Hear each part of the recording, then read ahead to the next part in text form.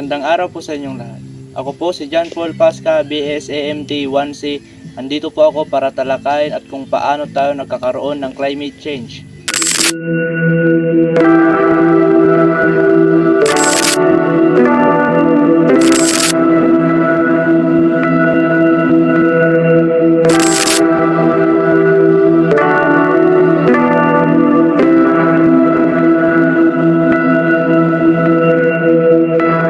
Ang pagbabago ng klima ay tumutukoy sa pangmatagalang pagbabago sa temperatura at mga pattern ng panahon.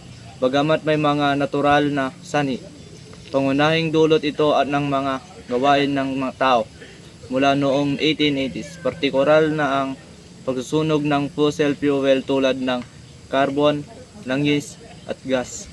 Ito ang sanhi. Ang pagsusunog ng mga fossil fuels ay naglalabas ng mga greenhouse gases tulad ng carbon dioxide at methane. Ang mga gas na ito ay nakakulong ng init sa atmosfera na nagiging sanhi ng pag-init ng mundo. The Philippines is experiencing a climate crisis. It is currently the most tropical cyclone-visited country in the world, averaging to 20 tropical cyclones per year. Ito ang mga epekto. Pagtaas ng temperatura. Tumataas ang pandaigdigang temperatura na nagdudulot ng mas maraming heat waves.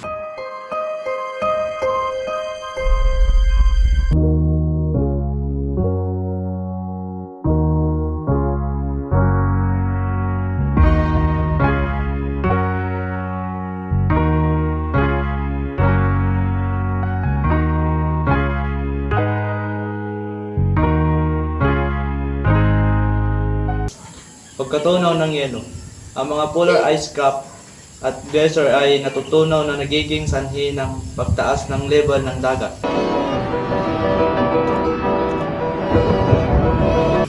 Matinding panahon.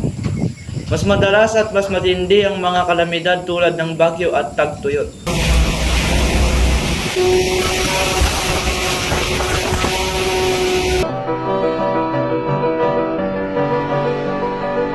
Epekto sa kalikasan. Nababago ang mga tirahan ng mga hayop na nag-aapekto sa biodiversity. Ito ang mga solusyon. Renewable energy. Lumipat sa solar, wind at hydropower. Energy efficiency. Gumagamit ng energy-saving appliances at mga gusali. Energy-saving device. Lumalabas na totoong nakatitipid na konsumo sa kuryente ang paggamit ng mga gadget na ito. Pagtatanim ng puno. Magtanim ng mga puno upang magsipsip ang CO2. Sustainable practices. Itaguyod ang eco-friendly na pagsasaka at pagmamanupuktura.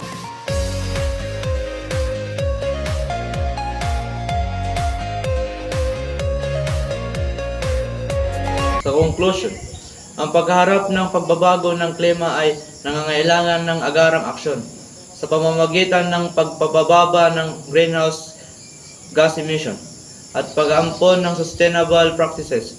Maaari nating mabawasan ang epekto nito at maprotektahan ang ating planeta para sa mga sumusunod na henerasyon. Ito ang climate change. That's all. Thank you. Earth is beautiful, but because of human activities, deforestation, garbage everywhere, pollution,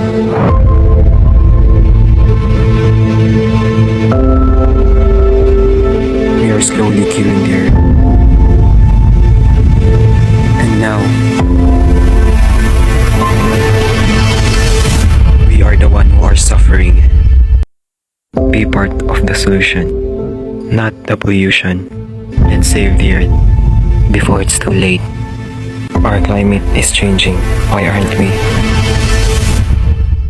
Start now.